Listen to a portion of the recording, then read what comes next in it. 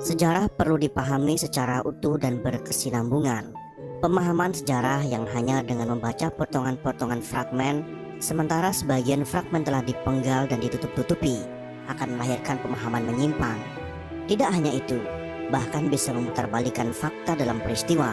Hal itu terjadi di tengah bangsa ini dalam memahami sejarah pemberontakan PKI. Jangan bilang PKI tidak bersalah. Peristiwa Madiun 1948 itu ulah biadab PKI.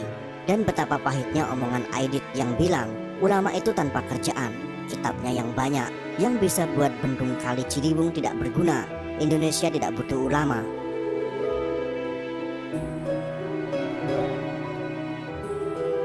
Dalam pandangan sejarah kontemporer yang tidak benar, PKI hanya dianggap membuat manuver hanya tahun 1965. Itu pun juga tidak sepenuhnya diakui. Sebab peristiwa berdarah itu dianggap hanya manuver TNI Angkatan Darat. Kemudian dibuat kesimpulan bahwa PKI tidak pernah melakukan petualangan politik. Mereka dianggap sebagai korban konspirasi dari TNI Angkatan Darat dan ormas Islam anti PKI seperti NU dan lain sebagainya.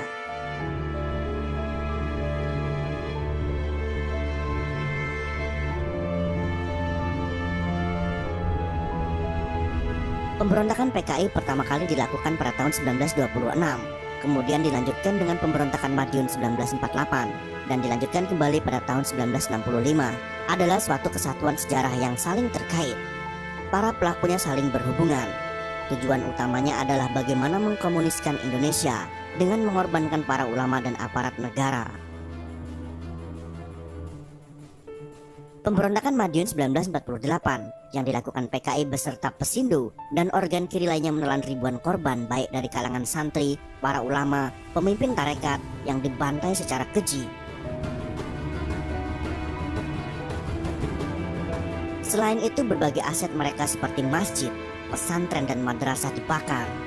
Demikian juga kalangan aparat negara baik para birokrat, aparat keamanan, polisi dan TNI banyak yang mereka bantai saat mereka menguasai Madiun dan sekitarnya yang meliputi kawasan strategis Jawa Timur dan Jawa Tengah. Anehnya PKI menuduh pembantaian yang mereka lakukan itu hanya sebagai manuver Hatta.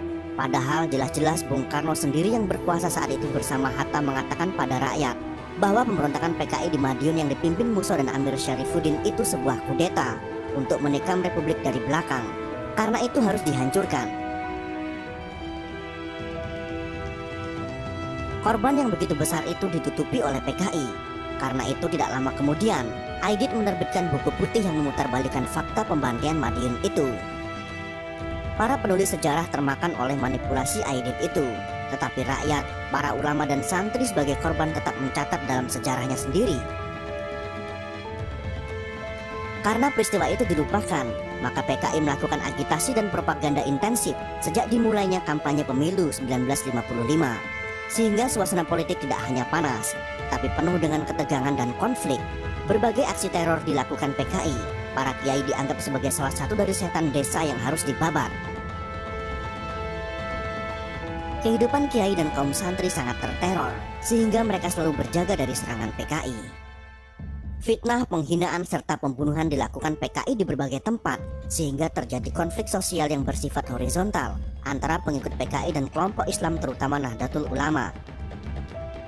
Serang menyerang terjadi di berbagai tempat ibadah, pengerusakan pesantren dan masjid dilakukan termasuk perampasan tanah para kiai. Saat itu NU melakukan siaga penuh yang kemudian dibantu oleh GP Ansor dengan Banser sebagai pasukan khusus yang melindungi mereka.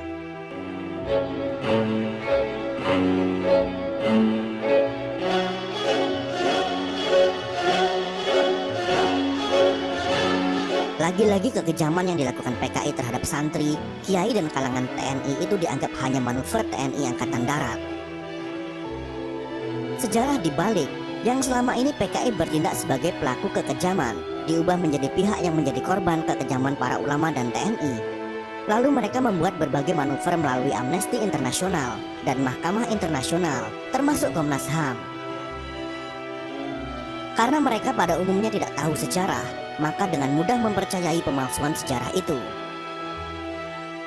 Akhirnya kalangan TNI, pemerintah dan NU yang membela diri dan membela negara serta membela ideologi negara itu dipaksa minta maaf karena dianggap melakukan kekejaman kepada PKI. PKI telah menciptakan suasana sedemikian tegang sehingga sampai pada situasi membunuh atau dibunuh dalam sebuah perang saudara. Oleh karena itu, kalau diperlukan perdamaian, maka keduanya bisa saling memberi maaf, bukan permintaan maaf sepihak sebagaimana yang mereka tuntut. Karena justru kesalahan ada pada mereka dengan melakukan agitasi serta teror bahkan pembantaian. Pemahaman sejarah yang menyimpang ini harus diluruskan karena telah menyebar luas. Bahkan tidak sedikit kader Nahdlatul Ulama yang berpandangan demikian. Karena itu harus diluruskan, karena ini menyangkut peran politik NU ke depan. Demi membangun Indonesia ke depan yang utuh dan tanpa diskriminasi, NU bersedia memaafkan PKI sejauh mereka minta maaf. NU boleh memaafkan PKI, tetapi sama sekali tidak boleh melupakan semua petualangan PKI agar tidak terjerumus dalam lubang sejarah untuk ketiga kali. Dengan demikian bisa bersikap proporsional, bersahabat, bekerja sama dengan semua pihak, namun tetap menjaga keberadaan agama, keutuhan wilayah, komitmen ideologi serta keamanan negara.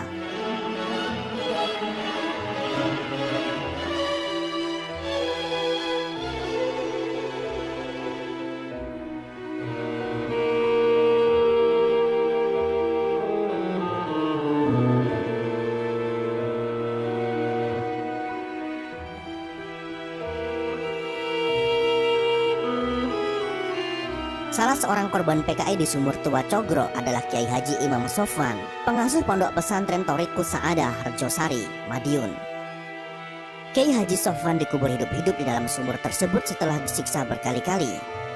Di antara kegemaran PKI yang terkenal adalah membantai para korbannya di Sumur Tua, kemudian ditimbun dengan tanah. Di sejumlah tempat di Magetan dan Madiun, terdapat beberapa sumur-sumur tua yang menjadi tempat pembantaian. Berikut ini adalah sumur-sumur yang menjadi saksi bisu pembantaian PKI.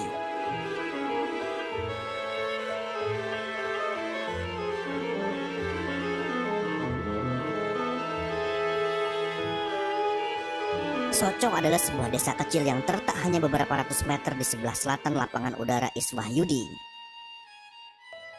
Desa Soco termasuk dalam wilayah Kecamatan Bendo, Kabupaten Magetan. Dalam peristiwa berdarah pemberontakan PKI tahun 1948, Soco memiliki sejarah tersendiri. Di desa inilah terdapat sebuah sumur tua yang dijadikan tempat pembantaian oleh PKI. Ratusan korban pembunuhan keji yang dilakukan PKI ditimbun jadi satu di lubang sumur yang tak lebih dari 1 meter persegi itu. Letak Soco yang strategis dan dekat dengan lapangan udara dan dipenuhi tegalan yang banyak sumurnya menjadikan kawasan itu layak dijadikan tempat pembantaian. Apalagi desa-desa ini juga dilewati rel kereta api lori pengangkut tebu di pabrik gula Glodok, pabrik gula Kanigoro, dan juga pabrik gula Goranggareng. Gerbong kereta lori dari pabrik gula Goranggareng itulah yang dijadikan kendaraan mengangkut para tawanan untuk dibantai di sumur tua di tengah tegalan desa Soco. Di sumur tua desa Soco ditemukan tak kurang dari 108 jenazah korban kebiadaban PKI. Sebanyak 78 orang diantaranya dapat dikenali, sementara sisanya tidak dikenal. Sumur-sumur tua yang tak terpakai di desa Soco memang dirancang oleh PKI sebagai tempat pembantaian massal sebelum melakukan pemberontakan. Beberapa nama korban yang menjadi korban pembantaian di desa Soco adalah Bupati Magetan Sudibyo, Jaksa R. Murti, Muhammad Suhud, ayah mantan Ketua DPR atau MPR Haris Suhud, Kapten Sumarno, dan beberapa pejabat pemerintah, serta tokoh masyarakat setempat, termasuk Kiai Haji Sulaiman Zuhdi Afandi, pimpinan Pondok Pesantren At-Thorihin Mojopurno Magetan. Di Soco sendiri terdapat 2 buah lubang utama yang dijadikan tempat pembantaian. Kedua sumur tua itu terletak tidak jauh dari rel kereta lori pengangkut tebu. Para tawanan yang disekap di pabrik gula Rejosari diangkut secara bergiliran untuk dibantai di desa Soco. Selain membantai para tawanan di sumur Soco, PKI juga membawa tawanan dari jalur kereta yang sama ke arah desa Cigro. Kini desa Cigro dikenal dengan nama desa Kenongomulyo. Terungkapnya sumur Soco sebagai tempat pembantaian PKI bermula dari igauan salah seorang anggota PKI yang turut membantai korban. Selang 100 hari setelah pembantaian di sumur tua itu, anggota PKI ini mengigau dan mengaku ikut membantai para tawanan. Setelah diselidiki dan diinterogasi, akhirnya dia menunjukkan letak sumur tersebut. Sekalipun letak sumur telah ditemukan, namun penggalian jenazah tidak dilakukan pada saat itu juga, tapi beberapa tahun kemudian. Hal ini disebabkan oleh kesibukan pemerintah Republik Indonesia dalam melawan agresi Belanda yang kedua. Sekitar awal tahun 1950-an, barulah sumur tua desa Soco digali. Salah seorang penggali sumur bernama Pangat menuturkan, penggalian sumur dilakukan tidak dari atas, namun dari dua arah samping sumur, untuk memudahkan pengangkatan dan tidak merusak jenazah. Penggali sumur dibagi dalam dua kelompok, yang masing-masing terdiri dari 6 orang. Menurut Pangat, mayat-mayat yang dia gali pada waktu itu sudah dalam keadaan hancur. Daging dan kulit jenazah hanya menempel sedikit di antara tulang belulang di kedalaman sumur sekitar 12 meter. Regu pertama menemukan 78 mayat, sementara regu kedua menemukan 30 mayat. Semua jenazah dihitung berdasarkan tengkorak kepala, karena tubuh para korban telah bercampur aduk sedemikian rupa.